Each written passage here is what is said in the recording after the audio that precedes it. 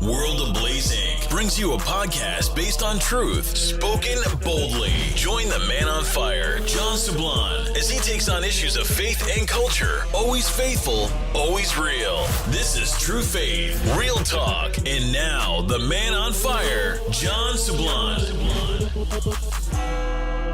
Welcome to another episode of True Faith, Real Talk. This is your host, the man on fire, John Sablan. And I want to dive into this segment right away. Because it's a topic that requires a little bit of time to kind of go through. And I want to welcome a brother of mine that is very interested in this topic, especially as it relates to both his own personal faith journey as well as his everyday life and what his mission is and his what pays the bills. His job is what pays the bills. So I want to welcome to the show Dr. Douglas Beaumont. Hey, brother. All right, John, how's it going? Good, man. Good, man. Thank you so much for joining us today. Full disclosure to the listeners and to the viewers out there, Doug is a friend of mine. I consider him my brother. He's also the director of religious education at my home parish, St. Joseph's in Modesto. So if anybody tries to find you, Doug, I just blew your cover. He's also the author of The Message Behind the Movie, which, if I'm not mistaken, Doug, is getting a reboot. Yeah? Yeah, Ignatius Press should come out with it next year, and I'm really excited about it because it's going to be kind of a director's cut and get a bunch more in there than was in the original. Wonderful. The other book that Doug is also known for is Evangelical Exodus, also published by Ignatius Press. And Doug, what's that book about, Evangelical Exodus? We're going to be talking about the concept of Exodus throughout the show, both in your journey as outlined in the book, but also from you, hearing it from you, but also this other issue we have in the church with our young people leaving the church in droves. But what is Evangelical Exodus? Tell us a little bit about the book, and then let's get into your own faith journey into Catholicism.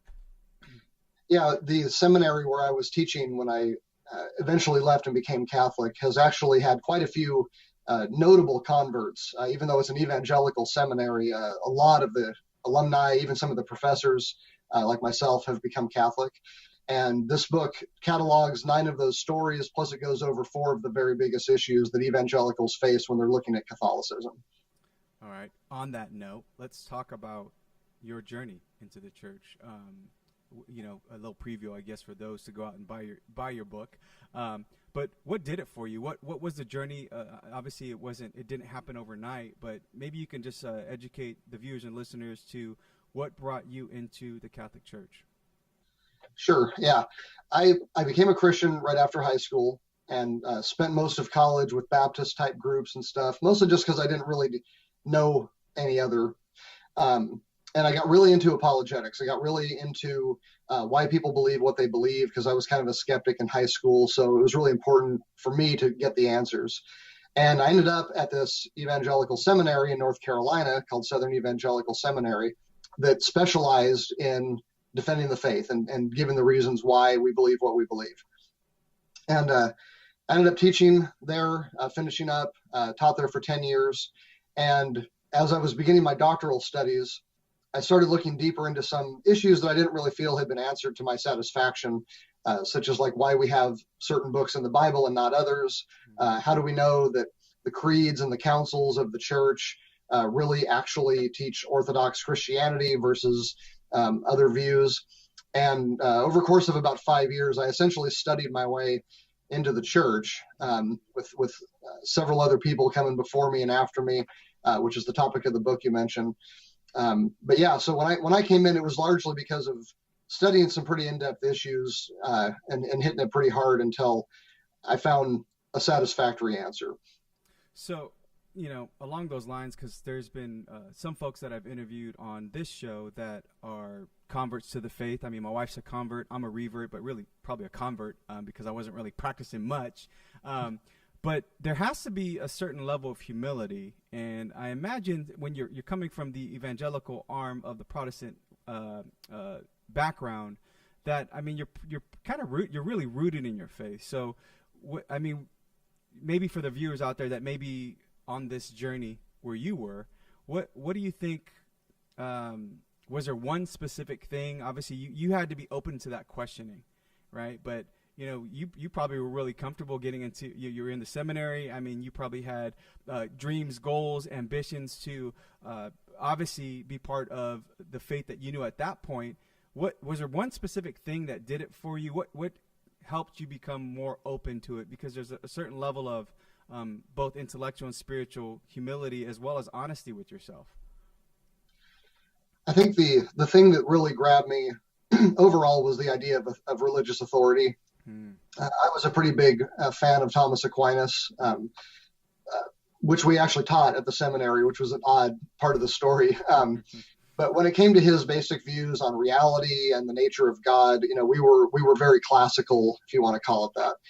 And as I read further into his writings, what I came to realize was that there was a real authority structure there, and that just sort of the tacit individualism of evangelicalism. First of all, it didn't work because I was seeing churches getting destroyed by individual personalities. I was seeing questionable ministries exploding with 50,000 people coming. And the more I thought about it, I just realized, you know, this is just what evangelicalism is. I mean, this is just what Protestantism is. You know, you might throw a couple extra layers of authority, but at the end of the day, what is it grounded in? How can it be grounded in Scripture? That's the usual answer. When you've got hundreds, if not thousands, of different groups all claiming to follow Scripture as their authority and yet disagreeing with each other. And that difficulty led me to look into how the early church operated, not so much what it believed, but what did it do? Like, where did we get the canon of Scripture? Where did we get the table of contents for our Bibles? Oh, it turns out the church did it. Where did we get the idea of the Trinity? Turns out the church came up with that in a council. You know, why do we believe certain things about Jesus? Same thing.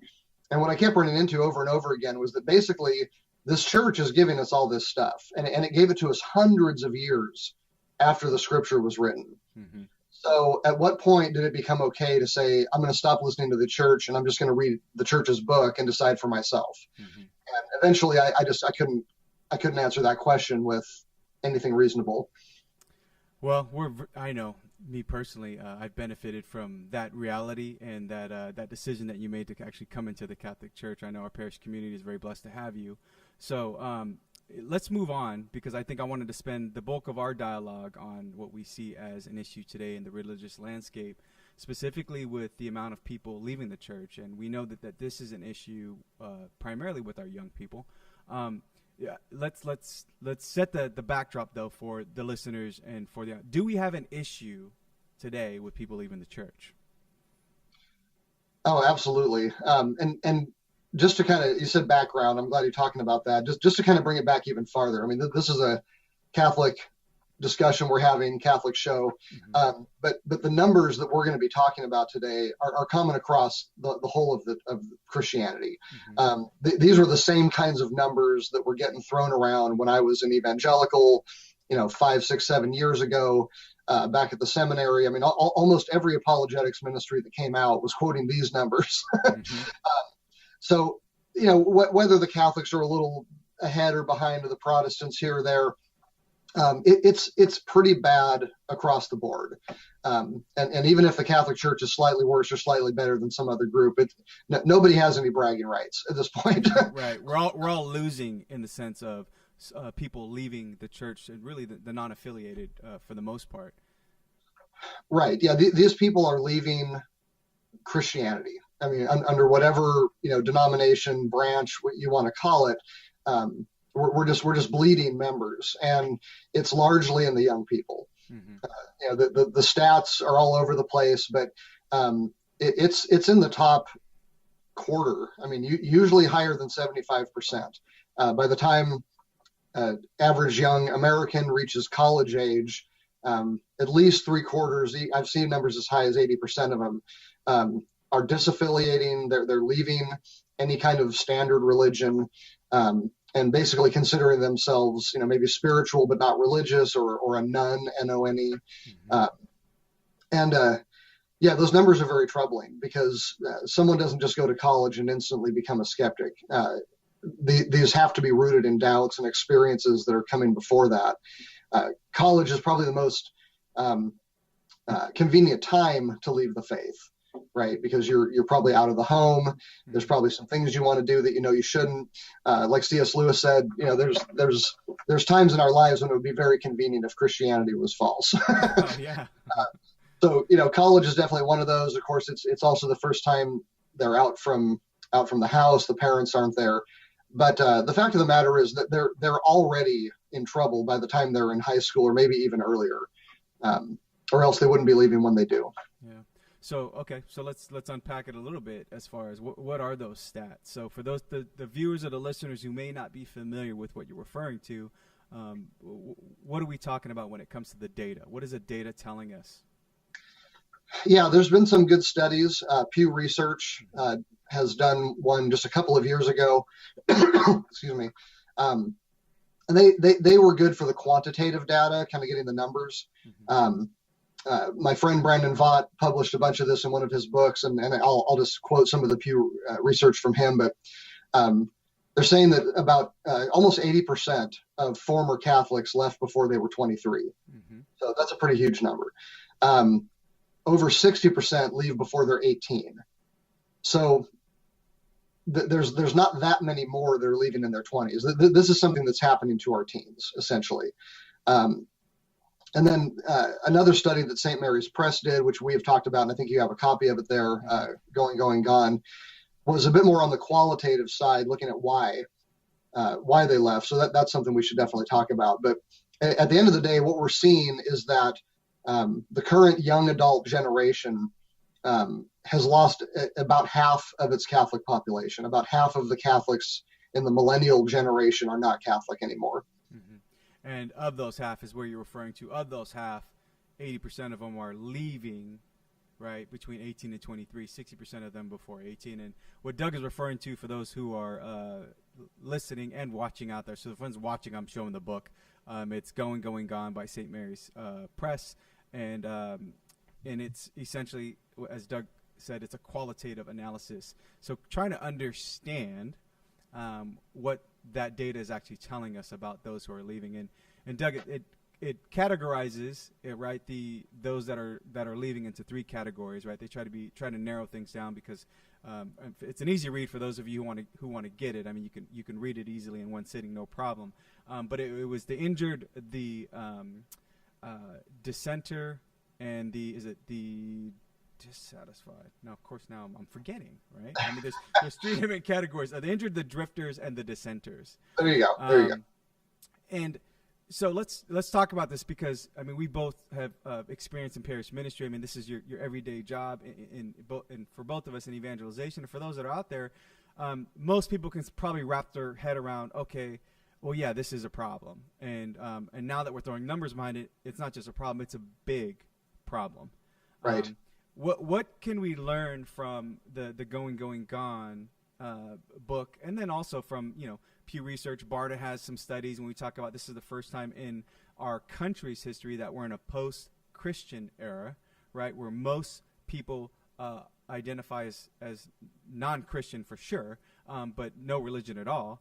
And so we're addressing, like you said, not just a Catholic issue. This is a Christian issue for sure, but just religious in general, right? That most people are opting to not follow any faith whatsoever, and so it isn't a Catholic problem. It isn't just a Protestant issue. It's a religious, it's a faith problem. So what can we share with our listeners and our viewers out there about what we're learning, at least right now? Obviously, we don't have the complete answer, or we'd be probably rich by now if we can get everybody back into the church, right? What can we learn from Going, Gone and some of these other studies? Well, I think one of the things I see pretty consistently is that there's no silver bullet. And one thing I would just caution people against is kind of having the one toolbox. As an apologist, of course, it's easy for me to say, oh, well, that's the problem. They need apologetics. They need to learn how to defend their faith. And I do think that's true, because that's definitely a big, big part of it. The so-called contradiction between science and religion crops up a lot. So that's the intellectual side. On the ethical side, you have a lot of people, though, that are concerned with the church's teachings, especially on issues of life and sexuality. So a lot of them just that's where you get the dissenters. They just flat out, no, I just don't agree. Homosexuality is not wrong. Gay marriage, all this, kind of stuff, birth control. So you've got the intellectual difficulties that I think are helping people by joining to the ethical problems, where I don't like the church, I don't like what it teaches. Oh, and then here I have all these rational facts that seem to say that the church is definitely wrong. It's a pretty potent combination. And so, that's where education comes in. We need to let people understand what the church actually teaches about these things, because half the time they don't even really know. And then, beyond that is more of just sort of the cultural slide. Family is a big part of it. A third of these folks said that the family was a big part of the issue. And either because they, it might be a combination of things. Parents raised Catholic, did all the right stuff, ended up in divorce. So now they have this very painful experience. They've got the church saying it's immoral. What do you do with that? How do you go to daily mass and pray before the sacrament when your Catholic family's fallen apart, and all of a sudden they're not acting very Catholic anymore? And we also got to realize that, just as far as America goes, the baby boomers, the generation of the sexual revolution, the hippie era, all that stuff. These are our grandparents now. We're losing a lot of the inertia that we might have had from the generation before them, where now, the kind of cliche grandma making sure the grandkids get their sacraments. That's the great grandparents now. The parents are sitting in the parking lot, which, we both know, what it's like here on school days. You just don't have that kind of cultural Catholicity, that cultural Christianity going on anymore, where, nobody eats meat on Friday. That's just what you do. Everybody goes to church on Sunday. That's just what you do. That's becoming weirder and weirder, more and more unusual. It makes less and less sense to people. And I think that losing that culture is probably the biggest thing. It's a lot easier to believe or not believe when friends and family are supporting either decision. Yeah, I think so. And I want to clarify for the listeners and viewers out there, because there's the cultural Catholicism you're talking about is a vibrantly lived faith, right? Where now we're seeing the other cultural Catholicism, whereas, I'm from the island of Guam, and a lot of people have heard my story already, but as much as you identify with being Guamanian, at one point, Guam is not so much a Catholic island today, which is much of the case with a lot of what used to be culturally Catholic places. As much as you identify with being Guamanian, you identify with being Catholic. And so now that was the what. Well, yeah, I'm Guamanian, I'm Catholic. But we never knew the why. And so you became very mechanical, became very rote. And when you can't answer the why, then this is what we're seeing even in the book, Going, Gone, where people didn't know why we believed certain things. And so there's a lot of either people being misinformed, they're either ignorant of the fact, or, they've been taught wrong, or they see the hypocrisy. One of the things, though, this is in the world that we live in, right, at our parish, right? You're responsible for essentially catechizing close to 1,000 people on a given week, right? Trying to teach the faith. And one of the things I thought was interesting as I read through the Going, Gone study, again, we're looking at them pulling the quantitative data and then trying to put a qualitative analysis on it to try to understand the why. Is a lot of what you're saying had really less to do with the church, but more with what they perceived to be the church, or how they saw the people within the church living out what the church taught. So now we see people who are very conflicted. Like you said, that was a perfect example, and I think this is a big issue today, is where in the family structure, which is the number one place being attacked today, right? The family structure is fractured. When that goes to pieces, all of a sudden the concept of God, the ability, even the feasibility to practice the faith, because now you have broken homes, and all of a sudden there's a I would say a big misunderstanding of what the church teaches, as it relates to divorce and separation and all of this. So people think that they're being condemned. And unfortunately, people within the parish walls, and we know this, and it's not just Catholics, but in general, where people all of a sudden feel judged, they don't feel welcomed. They feel like there's not a place, and community is important, right? We were made, for those of us who are Christian, we believe that we're made in the image and likeness of God, and so we were made for community. And when people don't feel like they belong, they skedaddle, right? They beeline out of there.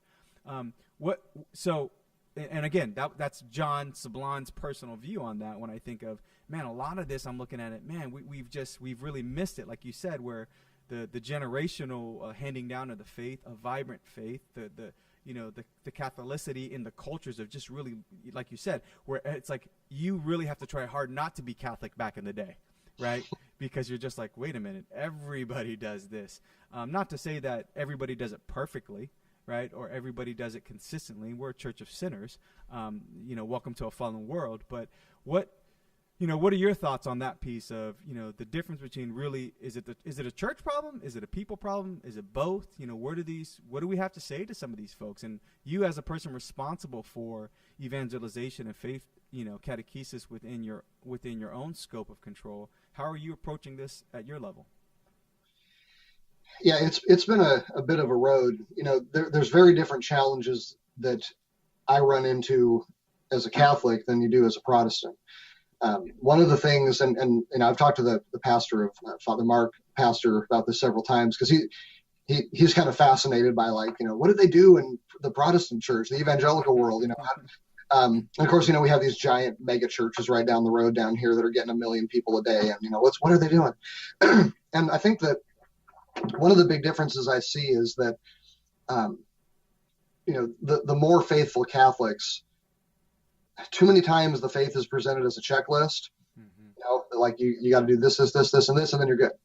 And if you can knock it all out in 90 minutes, 2 hours, great. Then you got the whole rest of the week, right? Mm-hmm. And so, when we have the kids coming here, which they have to, if you want your sacraments, you gotta come to catechism classes. It's pretty easy to check that off the list without engaging at all. Mm-hmm. And so what we're really doing is we're taking a faith that is maybe only being really seen, acted out an hour or two a week, if we're lucky. Sometimes we don't even get that. Yeah. And then we're just adding an hour onto it. Right.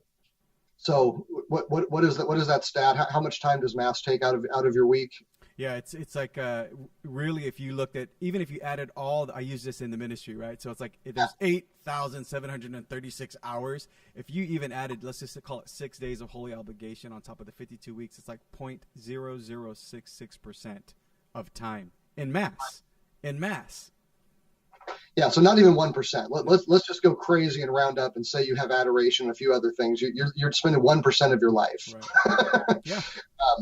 We're only getting such a very, very small addition to that. Mm-hmm. And we're doing it because they have to, right? This is to make great grandma happy or grandma happy or the parents. I mean, there's a lot of faithful Catholics out there. But as far as like what I'm seeing over and over and over, hearing from all the other religious ed directors in the other parishes, it's just this checklist mentality. You do what you have to do to check off and get First Holy Communion, then you disappear for 6 years. Mm-hmm. Now it's time for confirmation. Check. Fill out your forms, and it's become this machine that just relies on the necessity of the sacraments to get people to jump through hoops, and that's just not going to create a vibrant faith in anybody. That's just enough to make people, jump through whatever hoops you make them. So part of me, wants to jump in and do the normal thing where we leverage that and force people to learn. But then part of me also realizes, like, this is not how you make a vibrant community, by forcing people to do stuff. So I see the Catholic issue as kind of a balance between leveraging what people have to do, but getting them into something that is going to change their lives, that's going to make them disciples, and not just say, pass this test and you get communion, and then, check off this timesheet and you get confirmation. Anybody living their lives like that, where they go home and the rest of their life has nothing to do with what happened at church, there's no way those people are going to make it out of high school Catholic. Right. Yeah. I mean, that's the thing that I I would say that is a struggle for us. Wow, I'm getting some feedback on there. Are you getting the same feedback?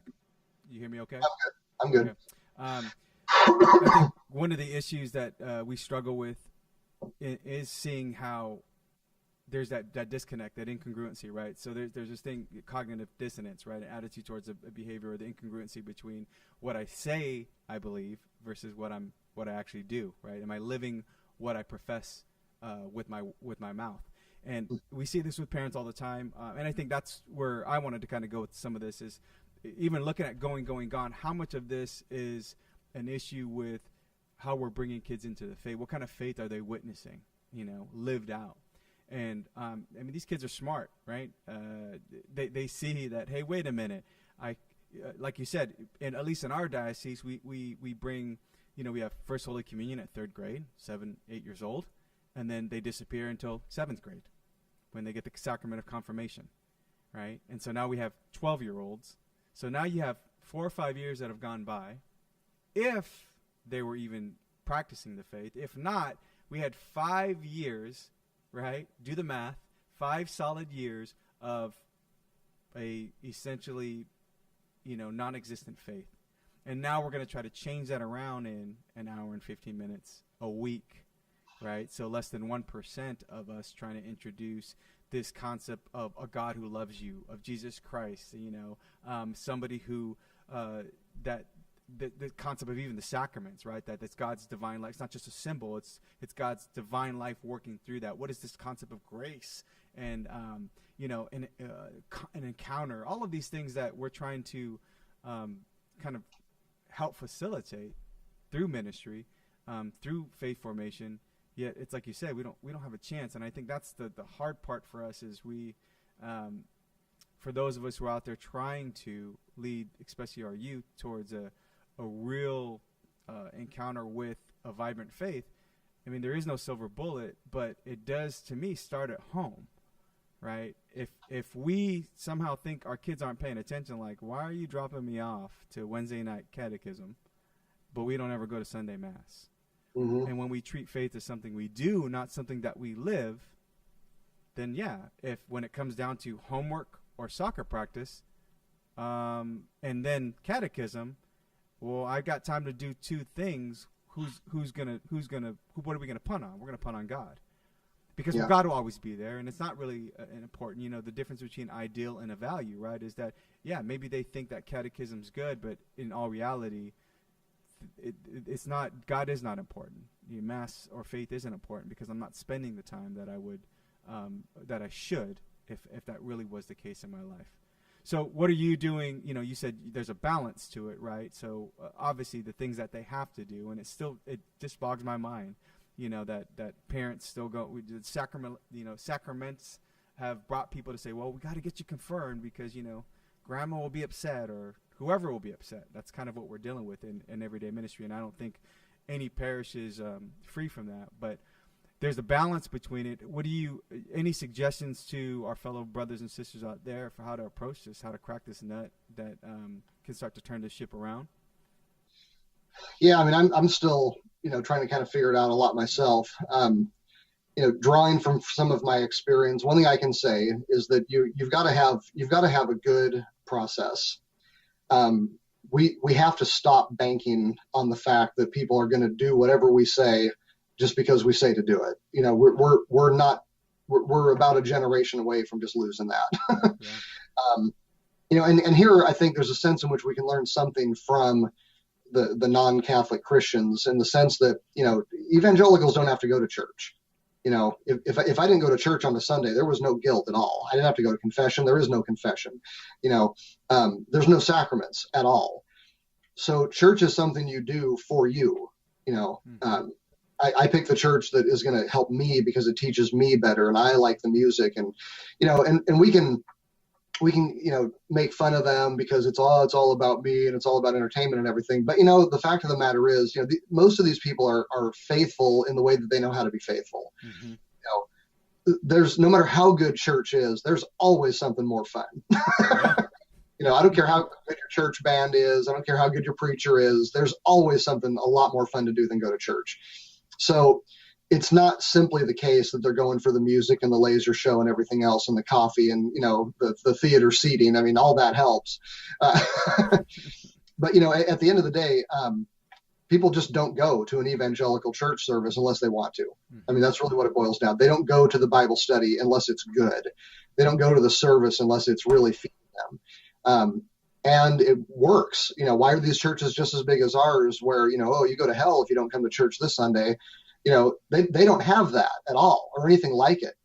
And yet they're showing up in droves and they're bringing their kids and they got all these programs and, so I think at least part of it is we need to look at what are we doing for catechesis. The boring school homework check off the list model only works in a culture where everybody is already Catholic and already wants it. I've taught for a long time and there's a world of difference between teaching people that have to be in a class, versus the people that want to be. I always liked electives, because yes, nobody is in this room that doesn't want to be here. So I think that's a big part of it is, if we can deliver something that is actually changing lives, that's actually making disciples and not just giving a checklist of things you have to be able to recite, quit treating it like it's school. I think people will want to come. And I think that another thing we need to do is we need to move toward dropping the school model. And this is where, I'm kind of walking on eggshells here a little bit. But I do think there's a sense in which the school model works when people want what you're teaching. But when people don't want what you're teaching and all they're going to get is like the reward for having been taught, that's a difference. Then you've got to change things up a little bit. If the parents are coming to something that they're not interested in enough to take a class, how much adult faith formation do we have here at this parish? It's crazy, right? And we get 20, 30 people, and it's usually the same people. And they just move around for what they know. With 5,000 families, we should be exploding. So why do we have 1,000 kids and we only have 100 adults? The numbers are off.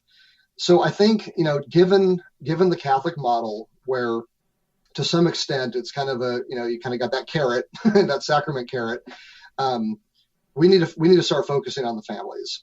We need to provide something that is going to help them be better Catholics, get excited about their faith, understand it more, understand the why we believe, not just the what. Those things need to be taught so that it becomes a family catechesis and not just drop your kids off for an hour and a half every week and we'll give them their sacrament.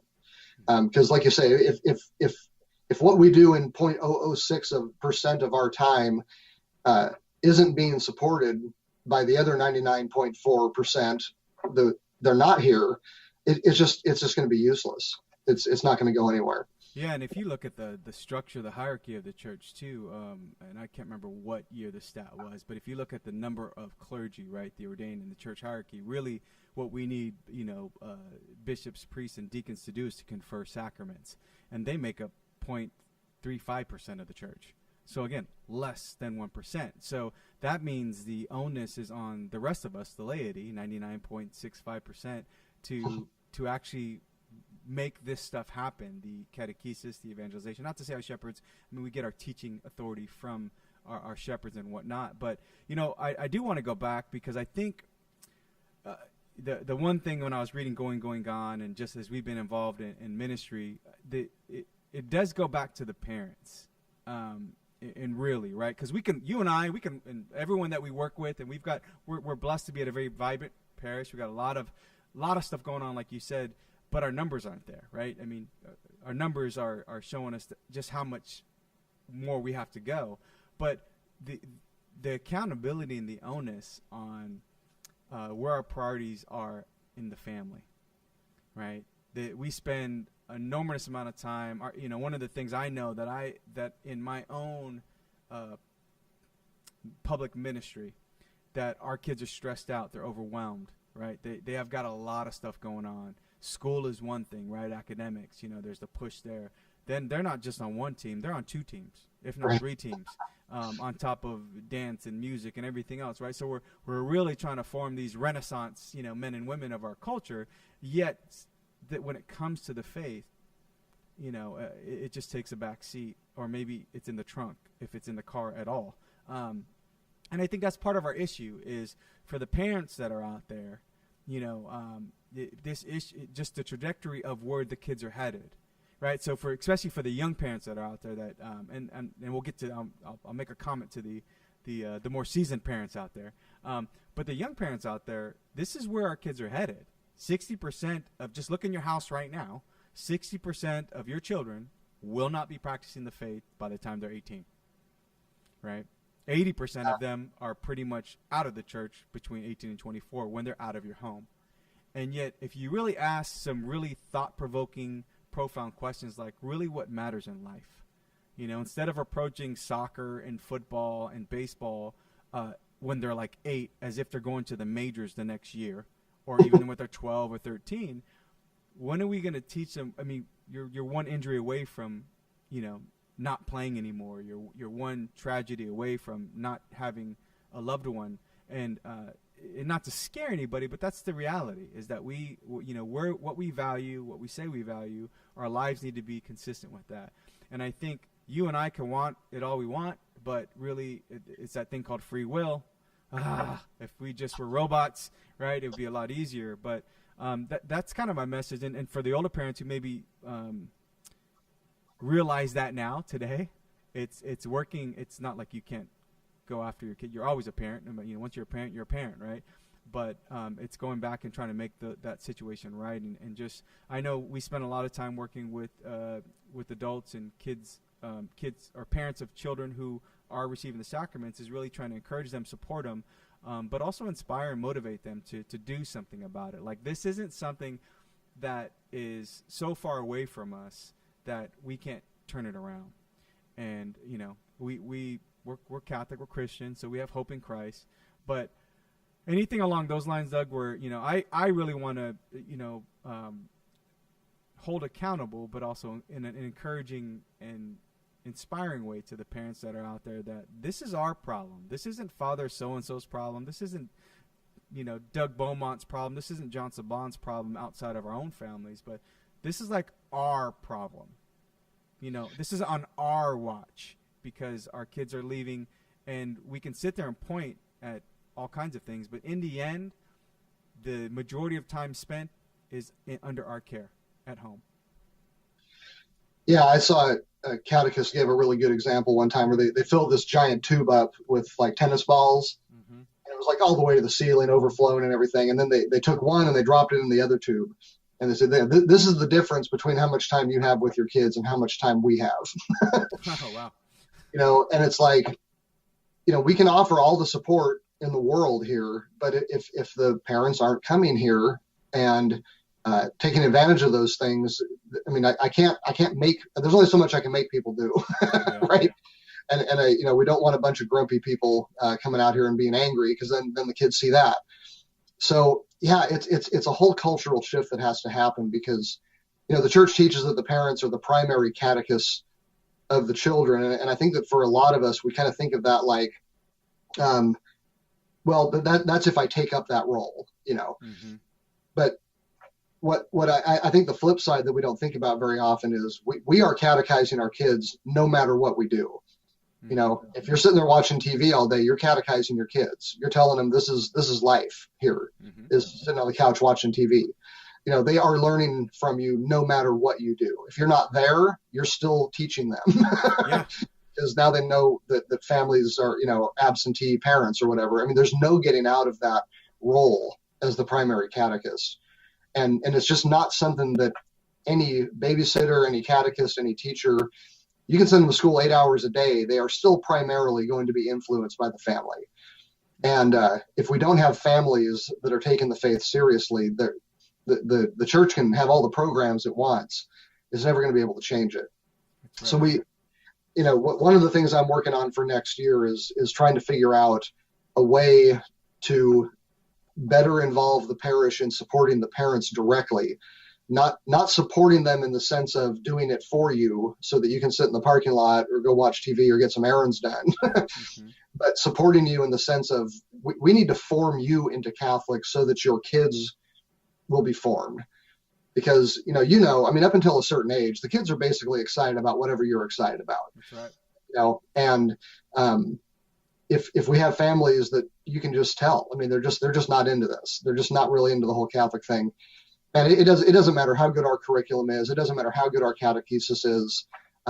We can't possibly overcome a family that doesn't care, that doesn't see the point, that doesn't know why they're Catholic. So that's what I'm aiming for, is how can I make this work in a way that is from us to them, affecting the family from the top down instead of trying to do it from the bottom up. Mm-hmm. And then also, how do we get those families to want what we have? Like, I know we got good stuff, but we're not getting them in. So how do we do this in a way that is going to please the families so that they are excited, so that they get it? Because if they don't take that home with them, again, we can force them to come to School of Faith. We can force them to do, watch formed videos and take notes and turn in their papers. And, all the paperwork in the world isn't going to get anybody excited about the faith. And if they're not excited, the kids aren't going to be. Yeah. Yeah. I think, we've obviously got our work cut out. This is something that, we didn't get her overnight, and it's not going to be fixed overnight. And I think about going back to that less than 1%. And I think it's trying to help connect the dots and help people understand the trajectory of where we're headed, right? Like, in our human relationships, you would never accept less than 1% of anybody's time and call it a relationship, right? You would never say, well, you're a great husband, Doug. You spend less than 1% of time with your wife. Right. Or with 1%, that's not even a relationship. It's not even an acquaintance. And I think, I know in my own ministry, that's the message I say, so why do we do that with God? Why do we think somehow in our mind that that's a relationship, or think that's going to stick with our kids? And for those that may be tempted out there to think that they don't know enough about the faith, they didn't get much of a faith handed down to them. And this is what Doug is talking about, is about providing resources and a support system that, in today's world, right, in today's internet-driven, technology-driven, information-ready world, you have so much more resources at your fingertips. And so that's the other part of encouraging those out there that maybe that this talk has helped you kind of realize that, yeah, wow, we really haven't taken the faith seriously. There's always time to change. In the sense, I mean, you hope there's always time to change, but now's a good time to change, to try to figure out what is it that I can do to better understand my faith. We don't have all the answers. We never will until we see the face of God. But the church has, there's been a lot smarter and holier people than Doug and myself, and that lived before us. And so don't ever think that you need to have all the answers in order to pass down a vibrant faith. But the point would be to seek those answers, right? Because the church has the answers. So any last parting words, Doug, as far as maybe an approach for some of those that are listening out there, if they're interested in kind of really taking this problem seriously and resolving it, obviously starting with their own families first? Yeah, I think that the two things that I'm seeing that need the most work are we need to spend more time talking about why we're Catholic.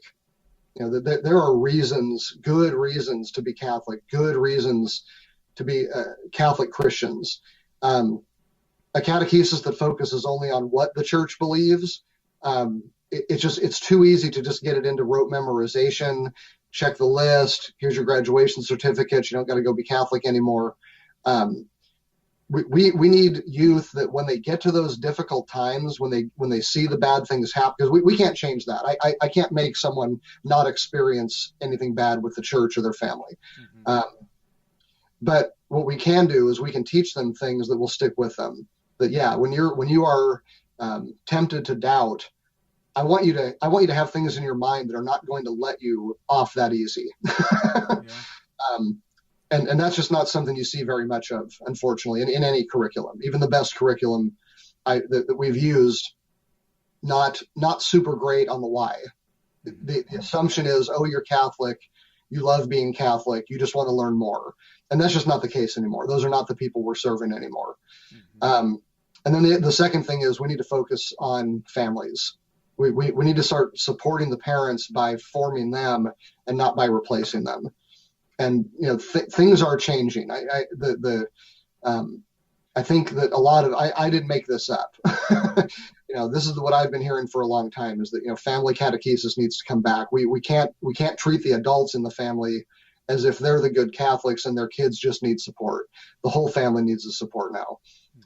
So I think getting the why mixed in with the what, as far as what the faith is and why we believe it, and then getting out of this school children mentality and focusing on forming the family. I think those two things would that would alone would cover 80% of the reasons that these people are leaving. Mm-hmm. Mm-hmm. Well, Doug, on a personal note, where can folks kind of find more information? I know you've got a website. You're also, I didn't even bring it up, but you also write for Catholic Answers, right? Catholic.com as well. So where can people kind of find more out about Doug Beaumont, what you do from a ministry perspective, some of your writing? You're very thoughtful and have a lot of knowledge to share. So where can they find out more information about you? Yeah, probably the starting point would be to go to douglasbeaumont.com. And then anything I've written for Catholic Answers or any of this other stuff is pretty easily accessible through there, as well as things I've just written on my own. Wonderful. Any new projects coming up that people should be aware about, or any events that you are looking forward to coming up in this new year?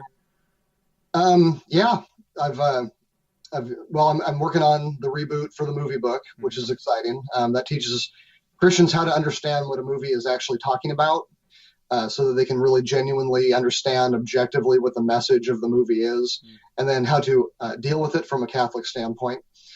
So I'm excited about that book. And then, just some talks and some writing things going on with Catholic Answers. Just Google around. It'll be out there somewhere. Wonderful. Well, hey, brother, I want to just thank you for the time today and for your insight and for your leadership at the parish, just for what you're trying to do for families. First and foremost for your own family, but also for the families of those that attend our parish.